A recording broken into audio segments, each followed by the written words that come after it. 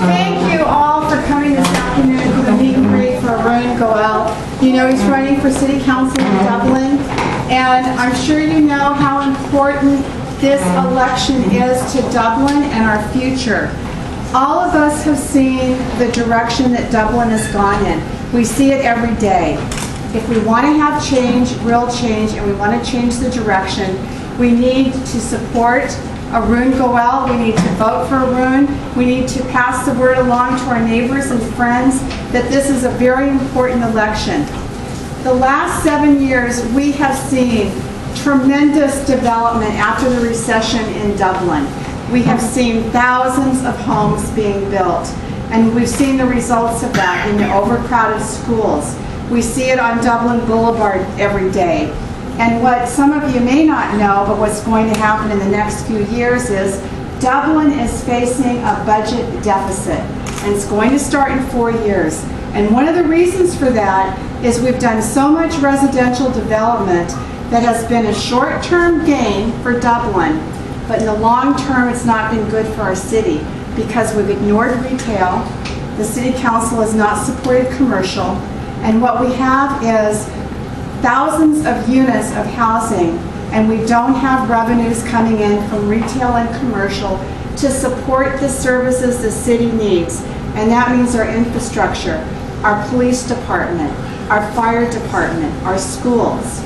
And so we've got to make a change in the direction from continuing to support development in this town, residential development, and we've got to make the switch to retail. Arun Goel is going to do that. He knows we have too much residential development. He knows we need to be very careful about what additional residential development is done here. And he's committed to supporting retail and commercial. And we've got to have it to support this city. Also, I'm sure a lot of you know we want a pedestrian-friendly downtown. Our council has been voting for residential development, and they said, we need more rooftops to support retail. And we have all said, we have a lot of rooftops. Where's our retail? Where's the Starbucks to go to? Where's the market that we want to go to? Where's the shopping that we want to go to? And the response from the City Council has been, retail, it's too late for Dublin. It's already been taken by Livermore with the outlet.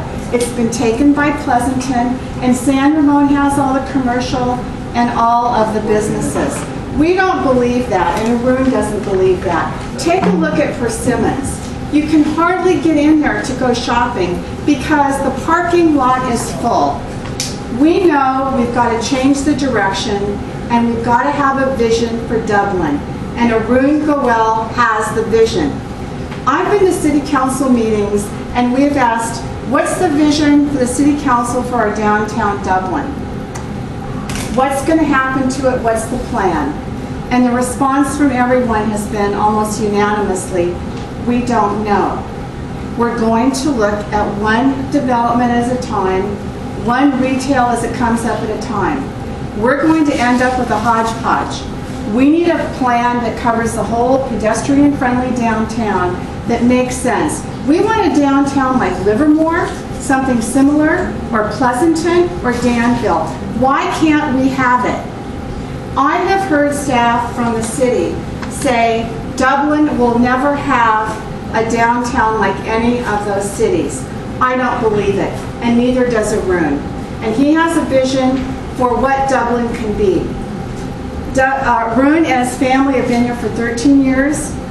His lovely family I've had a chance to meet, and his kids and his wife, and your mother and your mother-in-law. I have great respect for them. And we need to make this change. This might be our last chance. There are 7,000 to 8,000 more residential units that are planned, and we've got to do something about them. One of the things that Arun is going to be talking about too is what we can do to our zoning to make that change. He's committed to, he is a voice for change. He is the only person that can do this. I can tell you from several years of going to the City Council, always trying to make the change, we don't have the votes on the City Council to do what needs to be done. to take a pause, to stop the residential development, and come up with a plan for our schools, for Dublin Boulevard, and to get our retail and our downtown. I have great respect for Arun. I've known him for the last few years as a planning commissioner. He's done many things on the planning commission to change many of the developments that have been approved and make them better for us. So I'm happy that he's running for city council. We need your support. We're out precinct walking. Please spread the word. And I'm pleased to support Arun Goel, and please welcome him. He has a vision for Dublin, and we need to change Dublin's direction, and Arun will do it for us. Marlene, thank you. Marlene's basically said a lot of what I'm about. But what I want to do is, first of all, make it very, very clear what my 3 core objectives are. First of all, traffic congestion, slowing and being smart about housing, and making sure we're aligned and have the retail components for a revenue stream in Dublin. Now the question is, why do I think I can do that for you? And I'm going to give you some validation, and then I'm going to tell you how it's accommodated.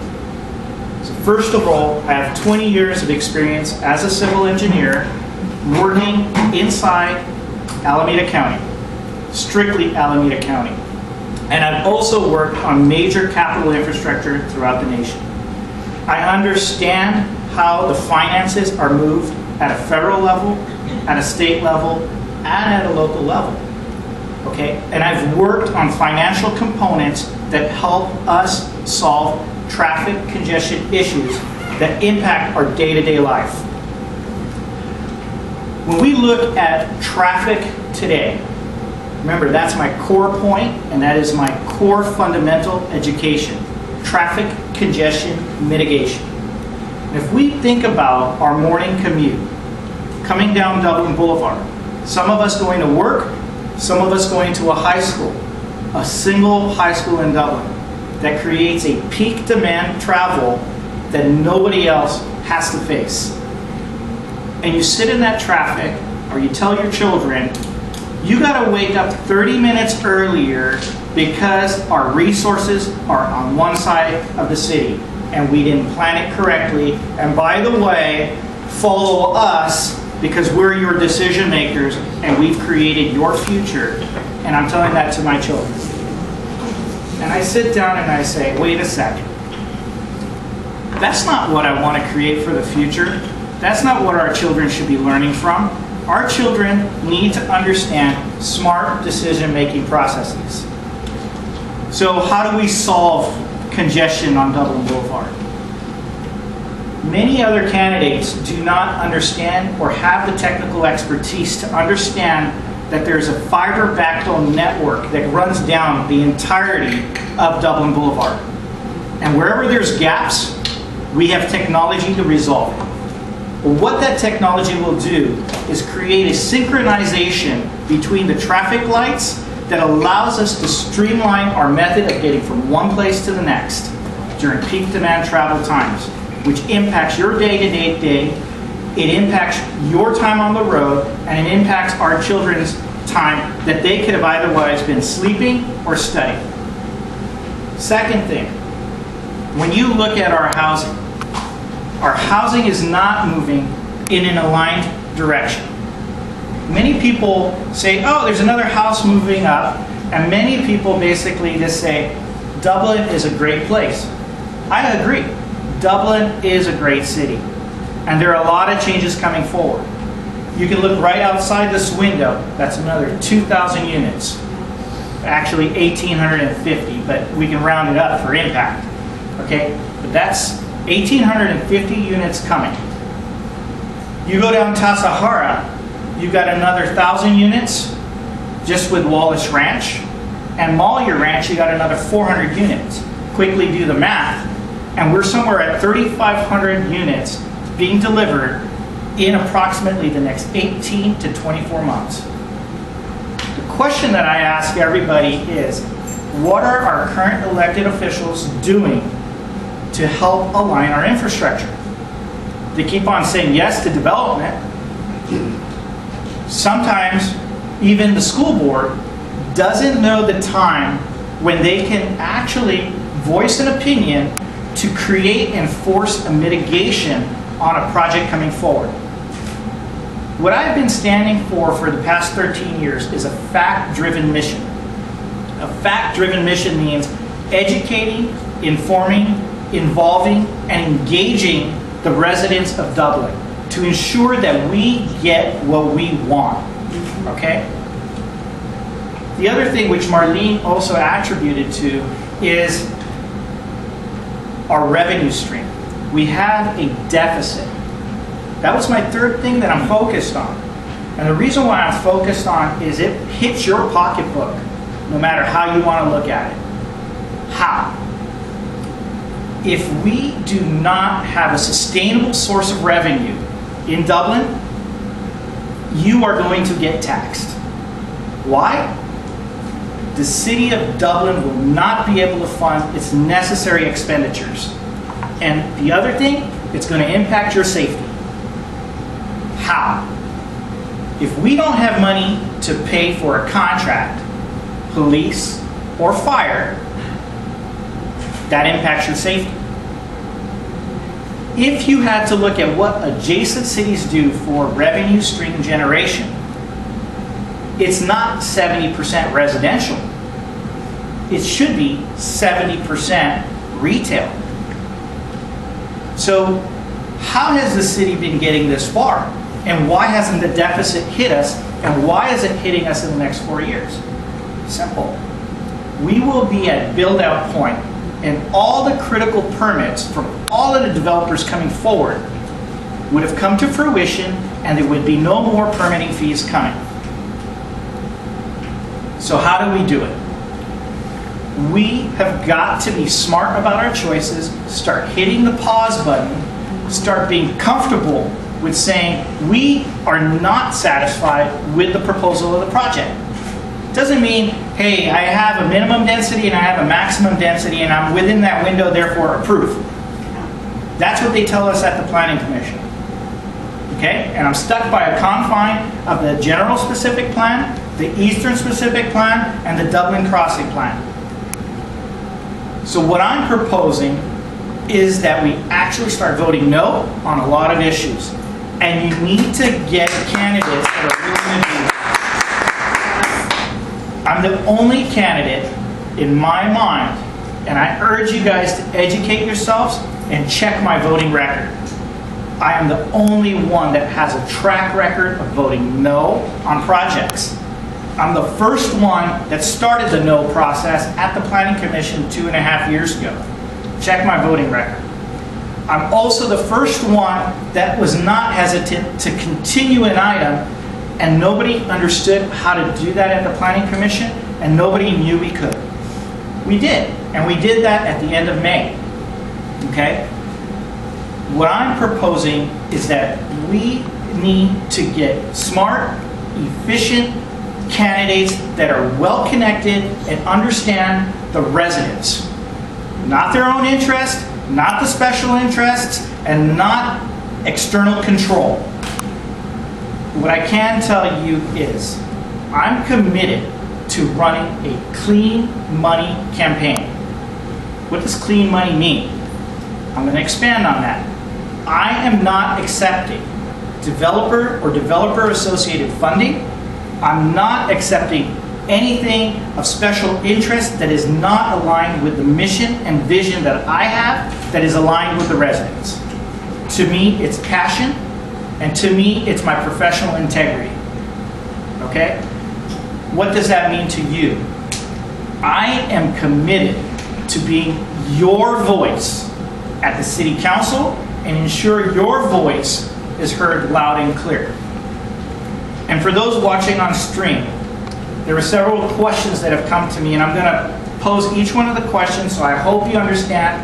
I'm trying to connect with you, and I've heard your questions as we're walking in the precincts. And I understand many of the voters today in the city of Dublin are very, very angry. They have not had their voice at the table. They feel like they've been bitten. So one of the questions was, what is your thought process about the superintendent that was selected for the city of Dublin? So I'm going to say this. First of all, I was not at the table. Second of all, it wasn't a decision for anybody else but the school board. But we could have done something a little different. We could have had a second interview with the superintendent, joint panel, with the school board, by opportunity inviting critical decision makers from the city council. Why? The city council and the school board should be running collaboratively. The city manager and the superintendent should be on the same page, talking conversely, understanding the objectives, the critical decision-making processes of what it takes to run a uniform city. So I hope I've answered your question about the superintendent. The second question that came, same gentleman today asked about the principal at Dublin High, and quite honestly, I do want to apologize to you. I don't have my necessary facts, but I will get that, and if you do want to continue to email me, I will give you my response. But here's what I got to say, is continuation of mindset at a school level is imperative for our children's future.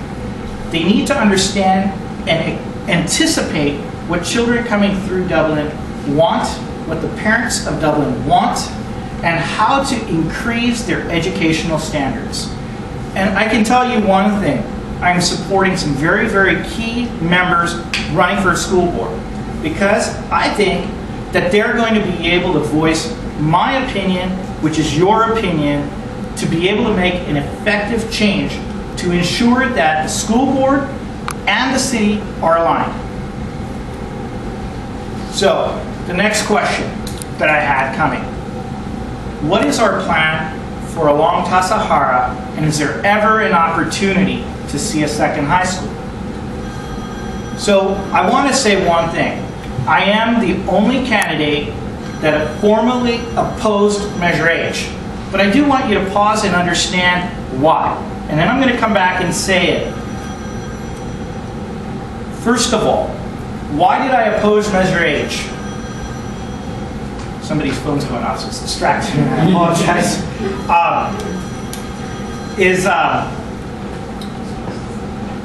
Measure H had a component inside of it that I appreciated, which was funding towards education to help resolve our congestion and our impacts at the schools. Why did I oppose it? I opposed it strictly on the accountability issues. There was no strategic plan, there was no element of accommodations, and there were no guarantees to the voters. Having passed bond measures is for. Transparency is imperative, accountability is essential, and a watchdog group is imperative.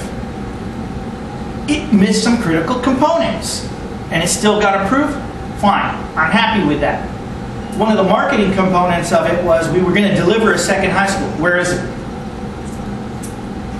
Is there anybody on the city council and school board willing to ensure and make that happen? So since there's no accountability, I'm suggesting we got to make a strong, aggressive change and shift the methodology and mindset of incumbents. And the only way we're going to do that is by changing out people and putting in new blood, new mindsets that resonate with the residents.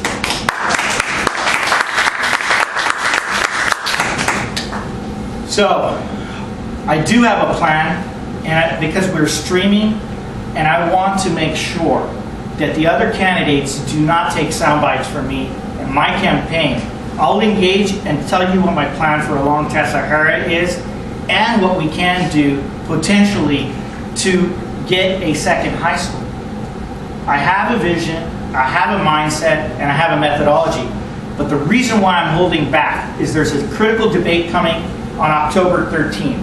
And I want you guys to watch and see and evaluate for yourself who has the capability of delivering the vision, who has the capability of understanding the residents and making it happen. So here's some validation for you of why I can make it happen. If you look and feel your morning commute, Whether you're driving on 580, 680, 880, 238, 92, I can tell you I've been part of a project that has made a difference improving your transportation mindset and methodology on your day-to-day, saving you time. Those projects are either delivered or about to be delivered in the next few years. Okay? The other thing I can tell you is if you are a Go Green, reduce the carbon footprint, I can tell you I'm the only candidate that's actually done and practiced what that means. I was part of the BART to Fremont. I was part of BART to Oakland Airport. I was part of BART to San Francisco Airport. My career goes back all the way into the mid-90s. Okay? I can also tell you, if you're an environmentalist, that we need to start early. We need to start the mindset and change the mindset at a very, very early stage. I'm the only candidate that's actually started to do something about that. I run the Safe Routes to School program for over 5 years, which means educating children on how to walk, bike, travel to and from school safely. I also help deliver a program that connects with students that may not have the ability to get to and from school outside of a bike, but couldn't use a bike because it was sitting in their backyard broken.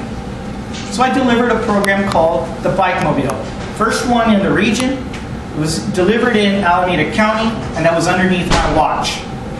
And I delivered it and made that budget funding span twice as long as it was originally anticipated, and it's now a continual part of that program. So what I'm here to really say is, I need your support if you believe in my vision that I can be your voice at the table to solve the 3 major critical components that impact your day-to-day life. Traffic congestion, housing, and retail, which is revenue to the city. So I hope I can count on your guys' support. And what I mean by support is you reaching out, contacting your friends, telling them why I am the candidate of your choice, and having them continue to pass the word on. I'm running a completely grass movement campaign, which essentially depends on your voice and me being your voice once elected. And I'm committed to doing that. With that, I think I've addressed all the questions that have come out through the campaign walks. But if there's other questions, and I understand there was going to be at least a couple of individuals that were going to send in text after seeing some of the streaming going through, so I'm going to entertain that. But I also want to entertain the questions over here. I'm one of the only candidates that's streaming live for any one of my events. I'm also the only one that's willing to engage and understand, and I'm committed to doing that. Any questions? Go ahead. Arun, I was living for 8 years in this building, and we do suffer here from a particular kind of pollution. It's a very hard, gritty pollution. It's almost like stone. Now, more recently, we do have research which is saying pollution is extremely bad for your health. And include the last piece of research that came out suggested that they are now finding ferrite, which is an oxide of iron, in small particles in the brain. And the only way this could get in is not through the food, but it is more than likely through the air. So this area here is probably part of this same difficulty. We do have an anomaly apparently in the legislation, which is schools cannot be built within 1,000 feet of the freeway, but you can put houses adjacent to the freeway. This seems to be a complete anomaly. So what are your plans as regards zoning that will be safer for people to live, and also a means of diminishing the pollution, because 580 has gone from 3 lanes to 5 and sometimes 6 lanes adjacent here. Okay. So what I want to do is tell you a little bit about, first of all, how I educate children about this exact thing that you talk about, and why I essentially push a lot of Go Green methodology, which is part of what makes a difference. For instance, if you were to travel down 580 for 1 year, and I put a container in front of you, you'd see about this much of dark dust particles, which is exactly what you said. So the challenge that we have at federal level, okay, so I'm kind of telling you there's other things that have to change, but at a federal level is what's called transit-oriented development. This complex that we're in today is federally funded, has a federal earmark in it. It was a county parcel, okay? And essentially, what transit-oriented development means, it's got to be within a 1 mile radius of a major transit facility. And this was a big push to make essentially metro areas move out into the suburban areas. And the one thing Dublin has going for it is it has 2 BART stations. Those are good things. Okay?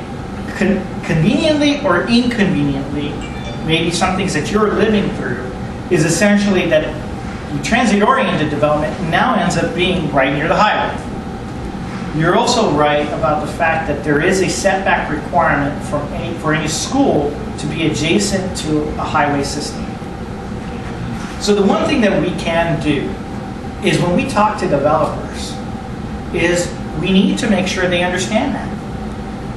So if you rewind the clock back to 2014, there was a project called The Green.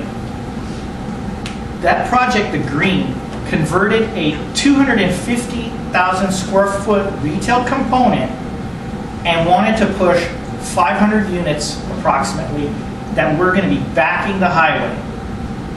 You need to have a candidate that understands that. I was the only planning commissioner to oppose it, and I pushed a hard no. I worked with the residents to continue that movement of no, and that project did not move forward. Okay, for many of you who don't know the location, that is currently the location and was previously the location that is anticipated for the IKEA complex. That's what was called The Green. Okay, so I think part of it is we need to ensure the zoning is correct. We need to ensure that we understand the projects coming forward, and then we understand the secondary impacts that come out of an environmental impact report, EIR.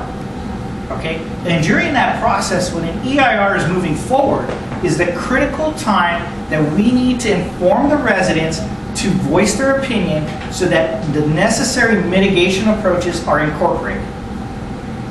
So I hope I've kind of answered your question. Is as a candidate, I can help engage the residents, I can tell them when they need to be informed, and I can help push no votes.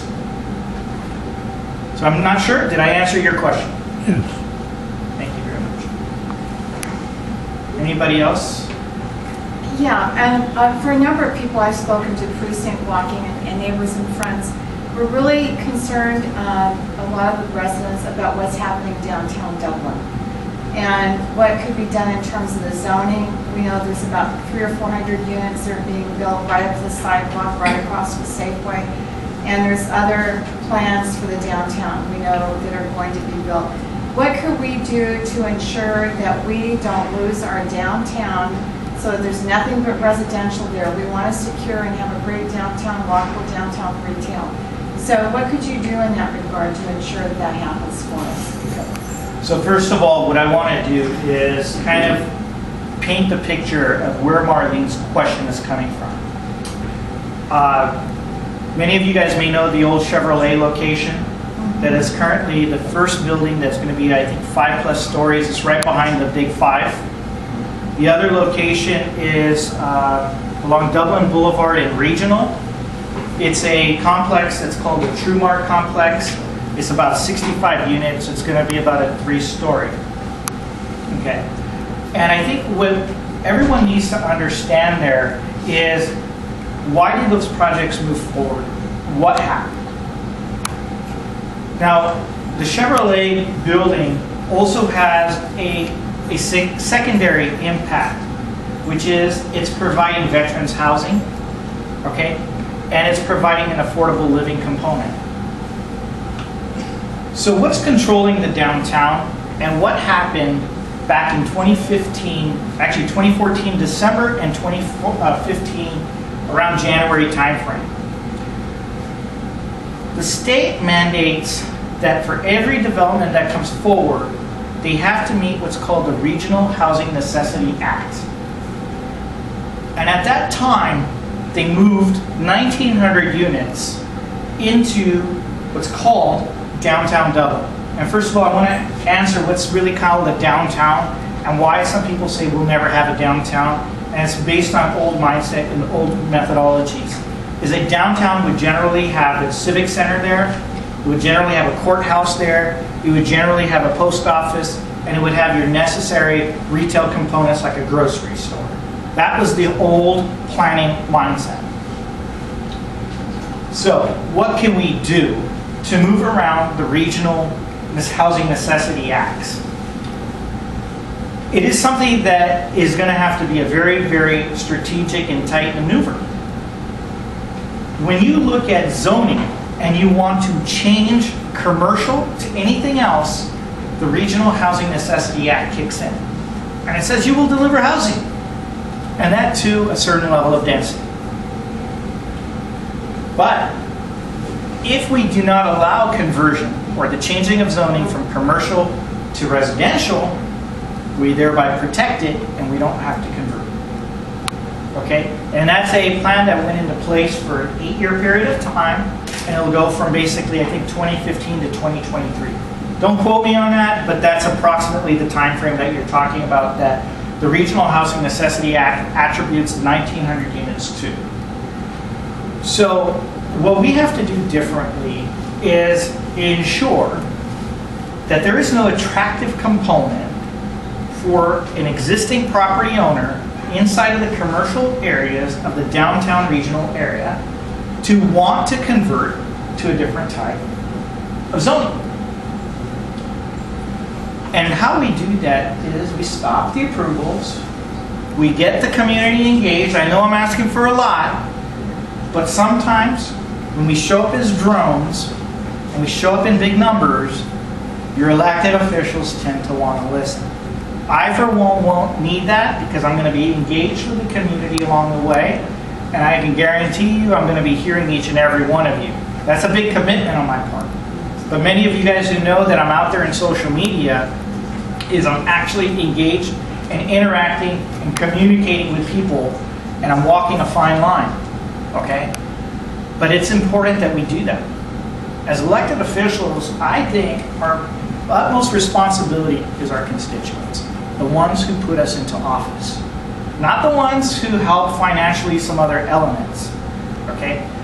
And so I think that that's another thing that we have to watch on. The other thing we got to watch is all of these retail areas are kind of driving a unique market share relative to rental pricing, okay? Retail rental pricing.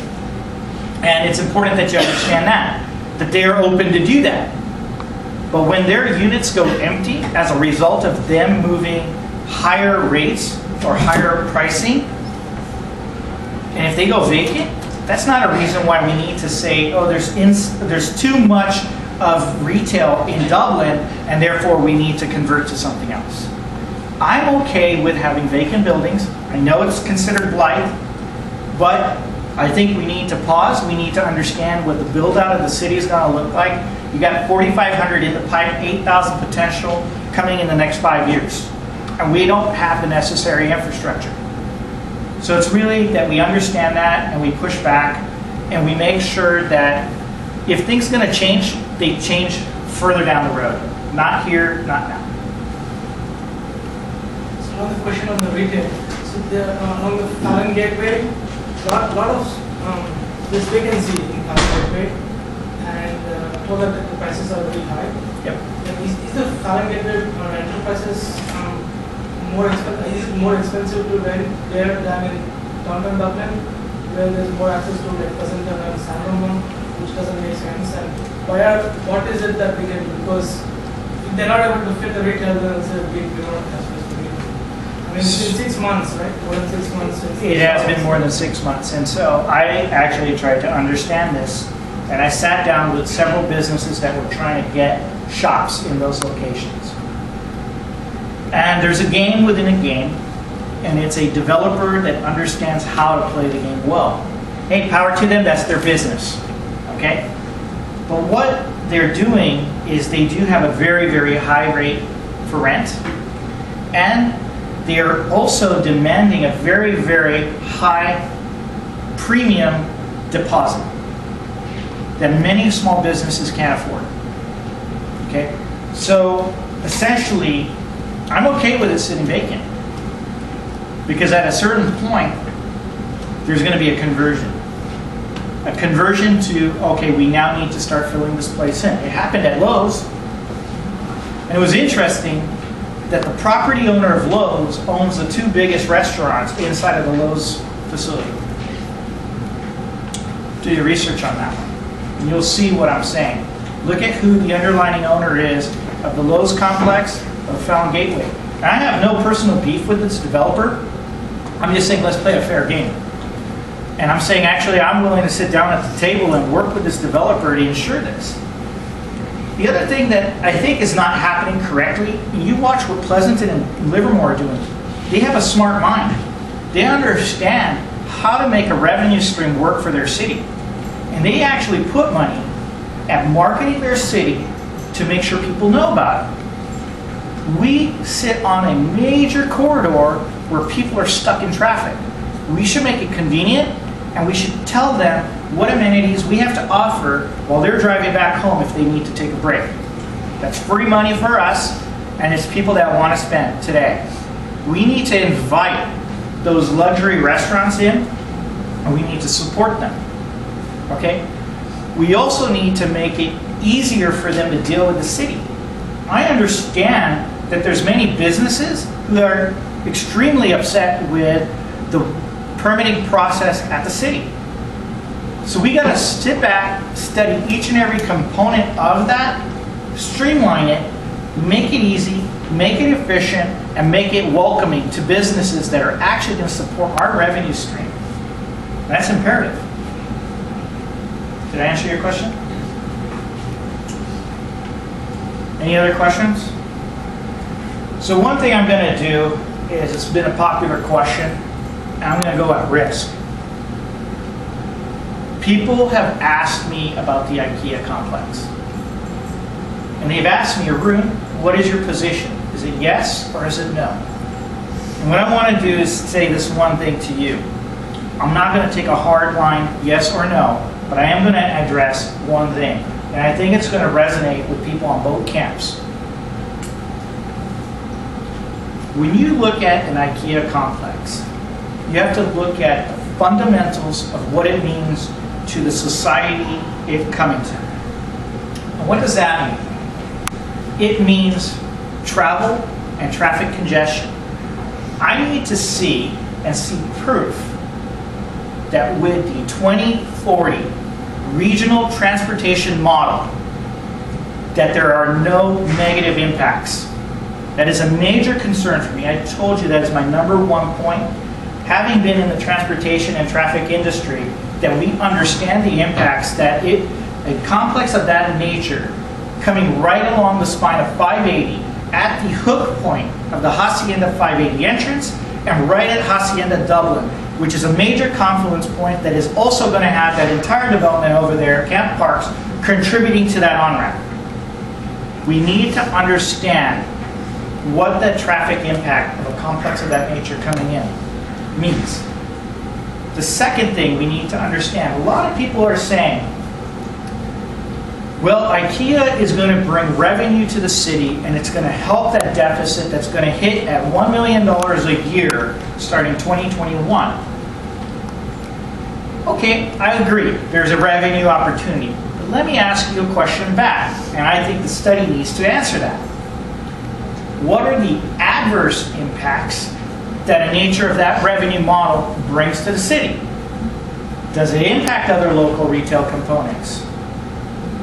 So thereby, let me throw figuratively out there.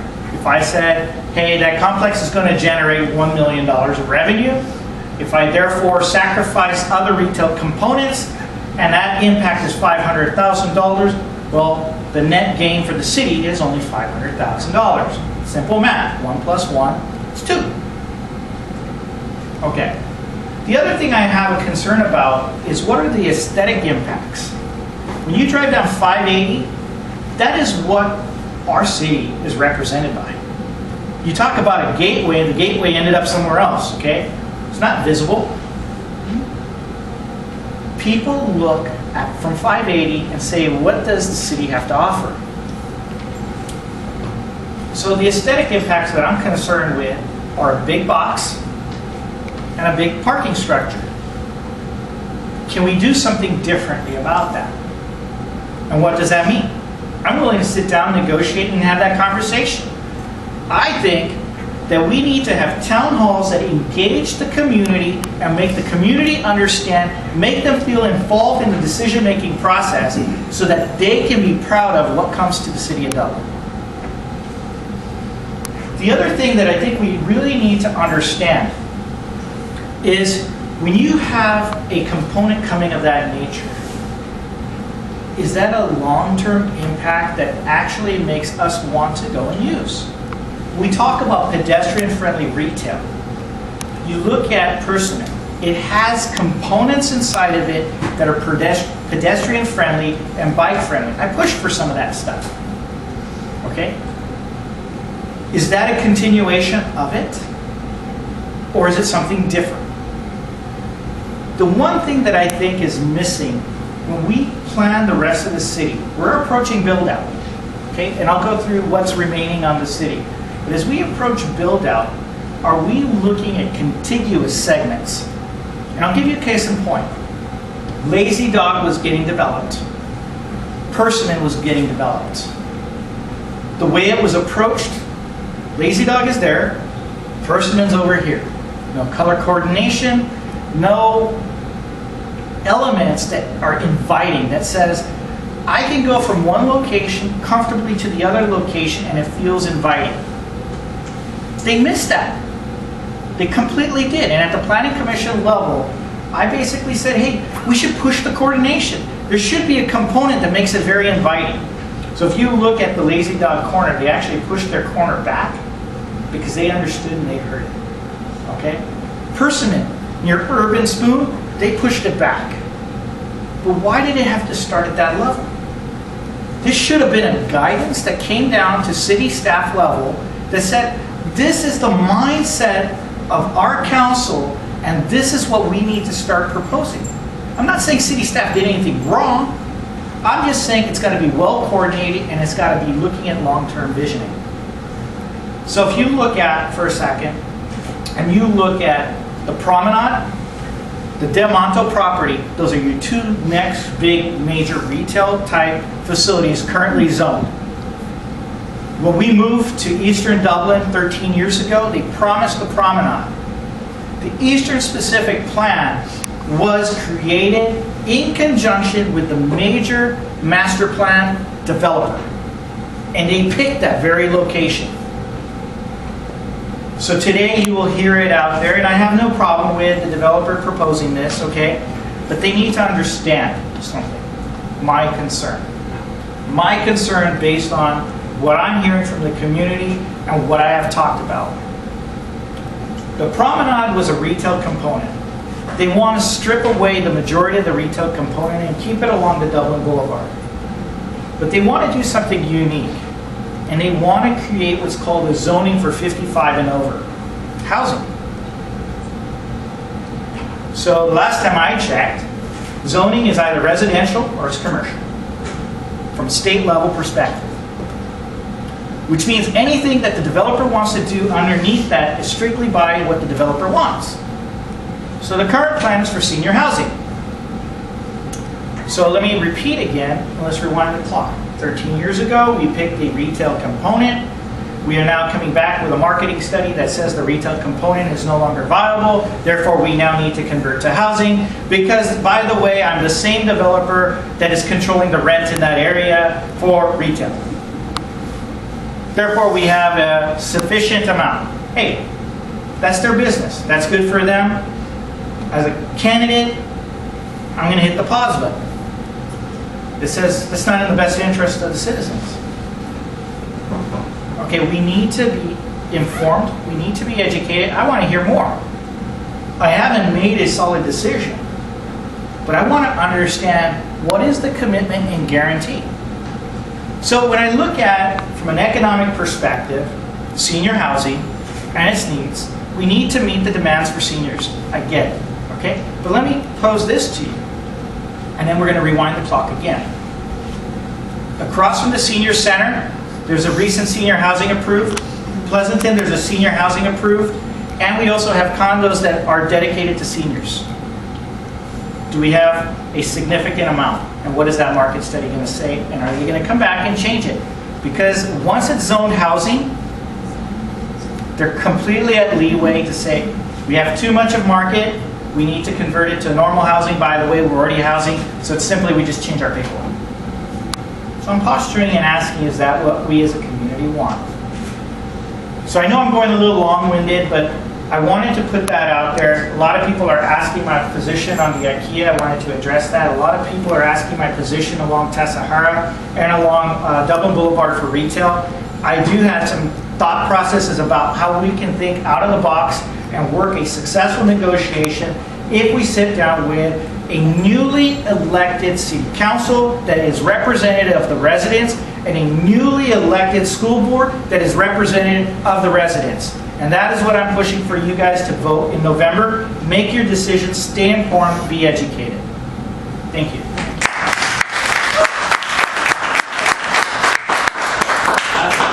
I have 2-3 questions that I just wrote down. So, sorry. Although I'm your biggest supporter, I just wanted on the record, are you taking any money from special interests or developers for this campaign? And I said this, no, I'm a clean money campaign, absolutely not. I'm actually rejected several thousands of dollars from those special interested and developers that tried to come at me a different way. And that is the exclusive reason why I'm not accepting funds online. And that is the exclusive reason why I'm only accepting funds from family, friends, residents, and local businesses. Okay, I've got a couple of more questions. Sorry. So, do you have any intention or do you think that the council can really work together and redo the specific plan whereby we can shrink from the proposed 7,000-8,000 homes to like maybe 3,000 homes or 4,000 homes? My question is not that. I've heard, because since I know everybody on school board and council, I've heard that all day long developers and their friends text council members, text the school board, they keep doing presentations as to why we need more homes, there's shortage of homes in Bay Area, blah, blah, blah. So how do you plan to work with one-track people on school board and council, although they are my friends to some extent, and change their mind to open up their brains and really do something in cities for the good of the city, for the good of Dublin, put it that way. So first of all, I have 2-3 questions mixed in one statement, but yeah, and I hope I. But like, how do you like say like don't like stop giving us presentations? We know there is shortage of housing in Dublin. How do we address that? Or what can we do to say, okay, we need to stop, like we need that pause button, or somehow, I don't know. I'm not on council or school boards. I don't know really how to deal with that. So First thing is you got to make a smart choice come November. Starting point number one. correct. You need to get people that are aligned with your voice. You need to make sure that they understand the difference between vested and unvested. So when you get to that 8,000 component, it starts to go into the unvested zone. Okay? And we need to be able to, and we can, because we have no commitment to the developer for unvested properties. That says, we're not going to start approving stuff until we see the necessary infrastructure in place. How can we stop? You know, I would actually say that the residents should put a ballot measure forward that actually prevents the integration of that from happening. Okay, and the key there, inside of there, is also making sure that we work tightly with school board members, tightly with the city council, and I'm even going to say this, tightly with the developers, to make sure they understand what we collectively see best fit for the city to meet the residents' needs. Otherwise, I'm committed to continually to vote no. And I think you need to get other candidates that are willing to do the same. So how do you push them back on a daily basis? Like I heard they text you all day long, they call you all day long. Why do you have to answer? You are in January or February, once as and when you are elected, how do you push back? I simply, if I don't want to hear that presentation, I don't need to entertain it. Okay. Okay? Is it good practice or is it bad practice?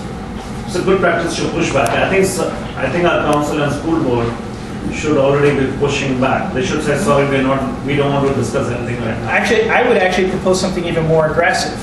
For every time they take a call, they need to hold a town hall and get the same type of response and respect the community the way they are respecting the other developers or whatever that's calling them on a day-to-day basis. Okay, one more question. Sorry, Rajesh. In continuation, there are multiple town halls happening. That's what developers tell us. I've never even heard of one. They happen at Like, 2 so many p.m. projects or come- 1:30 p.m. when nobody can make it. It's never advertised. Okay. Sorry. I tried to go to one. By the time I got there, it was not even 5 minutes. I've never ever heard of even one town hall about any project in the last 15 years in Dublin. Not even once. Like, Those there's a town halls- this project is coming up. Please come and voice your opinion. Invite your friends or your neighbors. Those town halls are the ones that they should put in the evenings. They should put it on the weekends. They should do it multiple times if they honestly and truly want to make it happen for the residents. If they truly want input, they should even market it. I've seen developers that truly want to engage with the community and they'll put one-page ads, they'll send flyers, they'll blitz the market and say, we want to hear your feedback. They'll be at the farmer's market. They'll hear what people want to hear. The other thing that a lot of people don't know is when these developments come forward and as part of the environmental process, is they can actually meet with the county recorder, and get their statements involved and engaged for a response by the proponent of a project to be included for mitigation. Okay, and they have to respond to it point by point. It's a legal document. Okay, and a lot of people don't know that they can do that because so many people are fearful, proponents are fearful of doing that. Delivering highway infrastructure, I used to go out there, I used to get beaten up. And quite honestly, now sitting on the other side, I welcome it. I want to get beaten up. And here's the reason why. It's better for me to get beaten up before the project's done than after. And that's what it means representing your constituents. And representing fairly. On the same point, right? Last year we want to attend, I want to participate, I want to attend the city council meetings. But I attended a few meetings last year, but Grafton Street came up twice last year. It keeps coming up. I mean, they'll have us out and then they pass it, right? I can attend few. I work in Boston City. I cannot come every week, right? So what can we do to not come up with the same project until you have a grand plan, right? Projects keep coming up every time I keep probably look at the previous mayor of the Senate or it keeps coming up and then we keep making town halls, we get tired and then they'll not attend and they'll say nobody attended and then it's like they're tiring us out. Well, part of it is that's the process, okay? And part of it is your elected decision makers are supposed to engage and represent you, so you don't have to go. The reason why you're getting tired is because you feel one way about what your representative elected officials are doing. Quite honestly, you're saying when you make that statement to me, that if it was me, I'm not doing the job for you. That's what I hear, and quite honestly, if I heard a lot of that, and I was elected today, I won't run the next time, or I'll step down. Because if there's somebody that can do the job better than me, and serve the constituents, again, I'm not a career politician. okay? That means my day is over and move on. And there's some people that, in my opinion, should be hearing this video and should reflect on that. All right. Well, I thank you guys for spending your Sunday with me, and I hope I get the opportunity to serve you this coming November.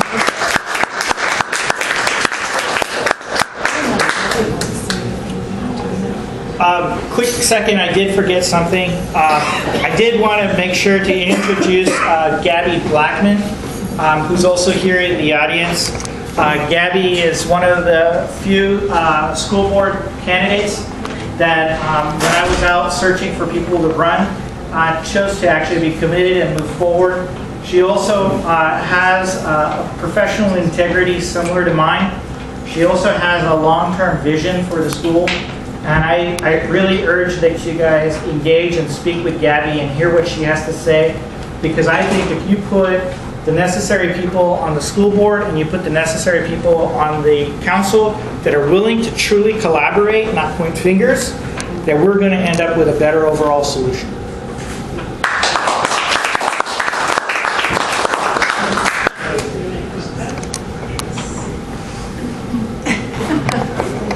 Oh, and by the way, for those of you guys, I believe there's a cake. Yes. So there's some cake that will be cut soon. Thank you, Arun. And thank you, everybody, for coming out. I know it's Sunday and it's a school night, so I really appreciate you all being here. About 2 years ago, being a parent in this community, I got engaged with some of the events and issues that were affecting our schools. And it dawned on me that some of this just didn't seem right or logical. And it's taken over a year for me to recognize that things really could change. There's a possibility that we can enact some change both at the trustee level but also in some of the ways that we're addressing those issues. And many of the citizens and neighbors and friends in the community approached me and asked me if I'd run. My background is that I have worked in the architectural industry for 20 years, and specifically working with large academic groups and institutions, helping them address growth issues like what we're facing, address large campus planning, future planning, and the needs for academic facilities. Much of that work that I've done has actually parlayed into bond measures. So I have a pretty good inkling of what a good bond measure is and what it can do, how it can be leveraged. I also understand, working with a lot of those clients, the whole focus of why we're doing this is for the children. We're trying to make their lives better. We're trying to help them. John F. Kennedy said this really great quote, which I think about every day, that we cherish our children's future. And we work very hard to ensure that we're doing everything possible to give them the best opportunities in life. I feel that some of what's occurring at our schools, we've done a lot the last couple of years. It's been very good. But we haven't done enough. We've made progress, but we're not really there. There's much more that we can do, both at the education level and the facility level. And so I'm running to be a trustee because I feel it's important that we focus on what our kids' needs are. And I'm representing you. I'm not, much like Arun has mentioned, I'm not taking special interest money. I'm simply representing you and our neighbors, our families, and our friends here in the community. Because I feel that we need to be the voice for our children. They don't get to vote. They don't get to go up to our trustees and say, this is not what I want to do. I don't want to be having lunch at 10 o'clock in the morning. I don't want to be commuting half an hour to school. I don't want 4 hours of homework every day. I want to be able to go and enjoy life and love learning. One of the mantras of our board is that we want to create lifelong learners. I think that's a very noble thing. But you don't have to do that if you allow people, and children especially, to love learning. If we can bring programs and that kind of passion to learning, the rest follows. So I'm running to be your trustee this November, and I hope that you will vote for me. I don't want to take up too much time, but if anybody has any questions, I'd be more than happy to answer. Okay, thank you very much.